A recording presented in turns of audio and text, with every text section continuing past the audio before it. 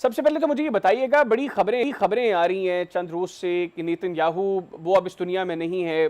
आप जरा बताइएगा, उसकी जो 2 वीडियोस सामने आई हैं, लोग कह रहे हैं कि ये दोनों एआई जनरेटेड वीडियोस हैं। क्या इत्तलात हैं इस वक्त ईरान में? आप जो कहते हैं उसको डर्टू जिंदा है या नहीं है?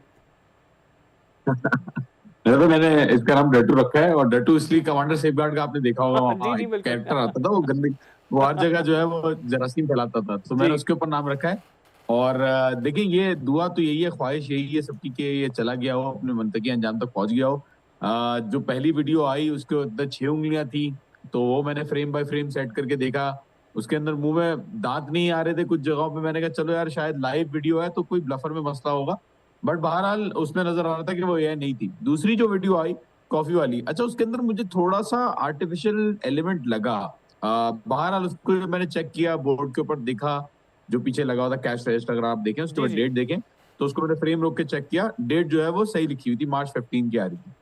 अब जो वीडियो आई है ना हैदर भाई, उसके अंदर खदशा ये नजर आ रहा है कि खदशा तो नहीं है, खैर उनके लिए ही है, लेकिन नजर ये आ रहा है कि अंगूठी जो एक फ्रेम में नजर आ रही है वो अगले फ्रेम में गायब हो रही है। तो आई हम्म। थिंक हाई चांसेस हैं। फिर मैंने चेक करवाया कुछ सोर्सेज से, मैंने पूछा, मैंने कहा यार हुआ क्या है, जरा मुझे प्लीज बताएं।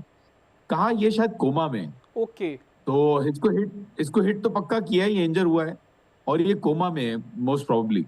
क्योंकि इसका जाना जेरूसलम, मतलब पहले बंकर में रह रहा था ये, फिर जाना इसका बाहर कॉफी शॉप के अंदर, ये एक तो सेंस नहीं बनता कि किस तरीके से वो जा रहा है, और आर्टिफिशियली सारा नजर आ रहा है। और बाद में लोगों ने वीडियो आयतुल्ला मुस्तफा खामनाई की भी डाली कि शायद आयतुल्ला मुस्तफा खामनाई भी वहां पे हैं और ओबामा भी वहां, मतलब डिफरेंट डिफरेंट लोगों की इतनी इस तरीके की एआई जनरेटेड थी कि वो कोई भी ऐसी बना सकता है। और तीसरी वाली में जो है वो रिंग वाला पार्ट था, तो आई थिंक वो अनफॉर्चुनेटली वो शायद जिंदा ही होगा, लेकिन अभी कोमा में भी हो सकता है, बिल्कुल ठीक। ये कह अच्छा सकते हैं। अच्छा, कुछ क्लेम्स जो हैं वो अमेरिकन प्रेसिडेंट के मुश्तबा खामनाई साहब से मुतालिक भी हैं। वो ये कहते हैं कि अब मुज़ाकरात के लिए ईरान की लीडरशिप बची नहीं है, और उनका ये क्लेम है कि अमेरिकन स्ट्राइक्स के अंदर मुश्तबा खामनाई साहब भी शहीद हो चुके हैं।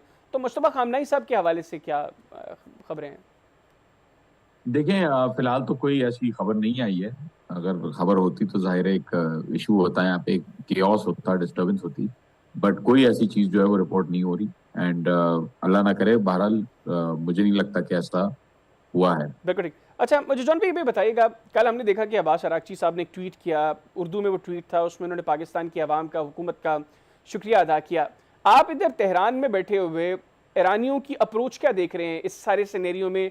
पाकिस्तान के किरदार को लेकर उनकी अप्रोच क्या है, और अदरवाइज क्या सेंटिमेंट्स हैं इस वक्त?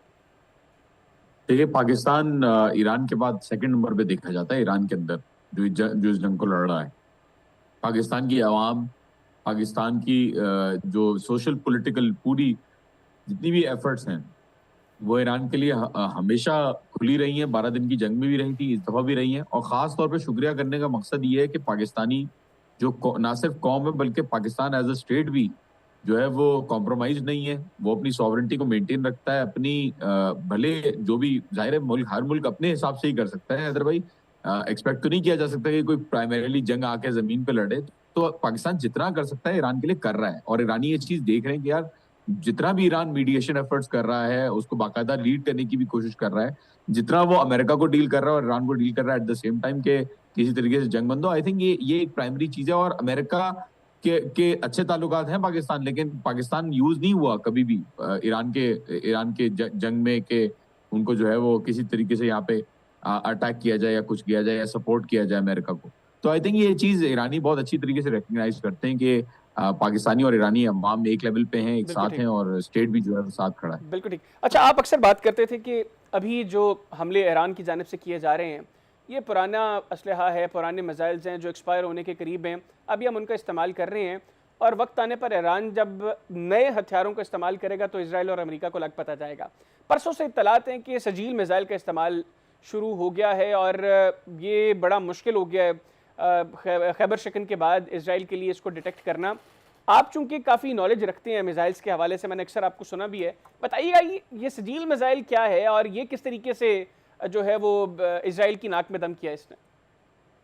ये जिस नए मिसाइल को सिजील और फतह 3 भी कहा जाता है, ये डांसिंग मिसाइल आपने देखा होगा कि ये नाच रही होती है, एक तरीके से यूं ही हो रही होती है। इसके अंदर होता क्या है, इसके अंदर होता ये है कि डुअल वॉरहेड लगा होता है, दो दो दो इंजन लगे हुए होते हैं इसके इसके वॉरहेड के अंदर एक इंजन लगा हुआ होता है और इसके प्रोपेलेंट के अंदर एक इंजन लगा होता है। अच्छा, मार्क 15 से लेकर मार्क 16 तक की इसकी भी स्पीड होती है और मल्टीपल म्यूनिशन जो है, मल्टीपल स्मॉल म्यूनिशन, छोटे छोटे इसके अंदर छोटे छोटे मिसाइल, एक ही मिसाइल के अंदर छोटे छोटे मिसाइल जो सुना है है कि वो 60 से लगे 80 हुए होते हैं। मिसाइल्स जो हैं वो इसके अंदर होते हैं छोटे। जी जी जी जी। और ये 8 किलोमीटर ऊपर से, हैदराबाद 8 किलोमीटर ऊपर से ये एक तो डिटेक्ट नहीं हो पाते, और 8 किलोमीटर ऊपर से जब ये एंट्री पॉइंट आती है तो उसके बाद डिस्पर्स हो जाती है। ओके। तो ये आयरन डोम हो, लेजर हो, जो भी हो, ये इसको नहीं कैच कर पाता। और ये भी हैदराबाद, ये भी जो है वो लेटेस्ट टेक्नोलॉजी नहीं है, ये भी मैं अच्छा, आपको बता दूं। I will tell you this with all confidence, ये भी नई टेक्नोलॉजी नहीं है। तो इसके अलावा क्या रखा हुआ है आपने? मैंने तो नहीं रखा बहरहाल, लेकिन सुनने में ये आता है कि और भी खतरनाक चीजें हैं जो ईरान दिखाएगा। और वो कब दिखाएगा? देखिए, टाइम विल टेल। अभी तो बहुत चीजें बाकी हैं भाई। This is a very long, मतलब ये ईरान अपने आप को बहुत लॉन्ग टर्म वॉर यानी में इसको यानी देख आप रहा है। एक्सपेक्ट नहीं कर रहे, जो ईरान से हम बातें सुन रहे हैं मुज़ाकरात को लेकर, जो शराइत रखी है ईरान ने, वो जिस तरह हमने लास्ट टाइम डिस्कस किया था कि लगता नहीं है कि ये ईरान चाहता है कि अभी मुज़ाकरात हों। तो ईरान अब नहीं नहीं देख रहा कि मुस्तकबिल करीब में जंग बंदी हो, सीज़ फायर हो, वो एक तवील जंग जो है वो अब आप लोग वो देख रहे हैं ईरान में बैठ कर। देखिए देखिए, मैं शुरू से, आपको याद होगा, आपके शोबे भी शुरू से कहता आ रहा हूँ, ये एक लंबी जंग, ईरान लंबी जंग कर रहा है और लंबी जंग की तैयारी की है ईरान ने। और यहाँ पे जो सीज फायर है बिल्कुल हो जाएगी। अगर यहाँ से बेसिस खाली कर दे, आज बेसिस खाली कर दे अमेरिका, आज सीज फायर हो जाएगी। ईरान ने शर्तें ऐसी रखी हैं, अब आप देखें, बेसिस खाली करो और रेपरेशन दो, मुआवजा भी दो।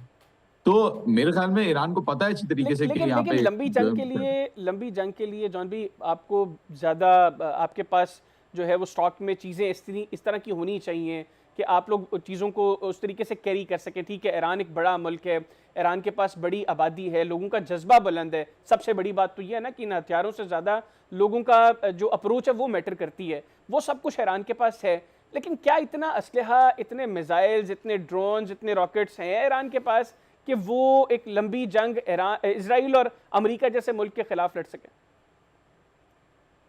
देखें, पहले भी मैं कह चुका हूँ, तकरीबन 2 लाख मिसाइल्स और ड्रोन्स मिला के इनका स्टॉक पाइल है यहाँ पे। मेरे जो खबरें आती हैं, लोग काफी ज्यादा अंडर एस्टिमेट करते हैं ईरान के स्टॉक पाइल को।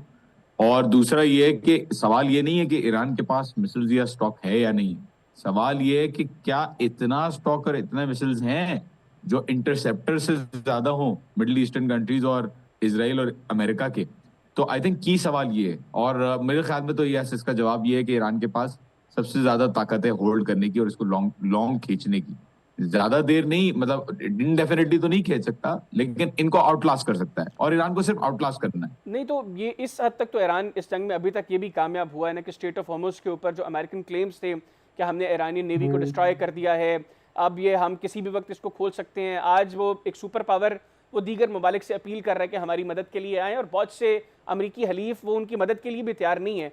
लेकिन एग्जैक्टली अब अप्रोच क्या है स्टेट ऑफ हॉर्मुज़ को लेकर ईरान की? क्या अब थोड़ी सी लीनियंस दिखाई जाएगी? जो ममालिक ईरान को अप्रोच कर रहे हैं उनके साथ ईरान जो है वो नरमी बरतेगा, या ये जो एक प्रेशर टैक्टिक है स्टेट ऑफ हॉर्मुज़ का, इसको बरकरार रखेगा ईरान और किसी को के लिए कोई नरमी नहीं होगी यहाँ पर चंद दोस्त ममालिक के अलावा? देखिए, जी जी, हैदराबाद 2 ममालिक के अलावा और वो मुल्क जो, अब देखें, ईरान बड़ा वो सुपर पावर जो जिसने दुनिया में अपना भरम बनाया हुआ था कि वो जो है वो सबसे बड़ी टेक्नोलॉजी, सबसे बड़ी मशीनरी रखता है और जिसको जो बोलेगा वो करवा सकता है। और जो अपना अपने आप को जिसने एक फिरौनियत के जुमरे में अपनी पूरी दुनिया में एक कायम की हुई थी रेट कि वो जो चाहे कर सकता है। आप ये देखिए कि उसको किस तरीके से जलील और गिड़गिड़ा के जमीन पे जो है उसको बिल्कुल वो किया हुआ है। उसके दोस्त, उस सुपर पावर के दोस्त जो $1 ट्रिलियन स्पेंड करती है मिलिट्री के ऊपर बाय द वे साल के, उसके दोस्त परमिशन मांग रहे हैं उसके दुश्मन से कि भाई स्टेट ऑफ हॉर्मुज़ को क्रॉस करने दो। आप ये देखें, इसीलिए मैं कहता हूँ नाक रगड़वाई है। और आप ये देखें कि डॉलर को खत्म करके युआन की जो टर्म्स रखी थी कि युआन में पेमेंट करो, ये भी बड़ी तो मेरे अच्छी ख्याल में तो स्ट्रेटजी है।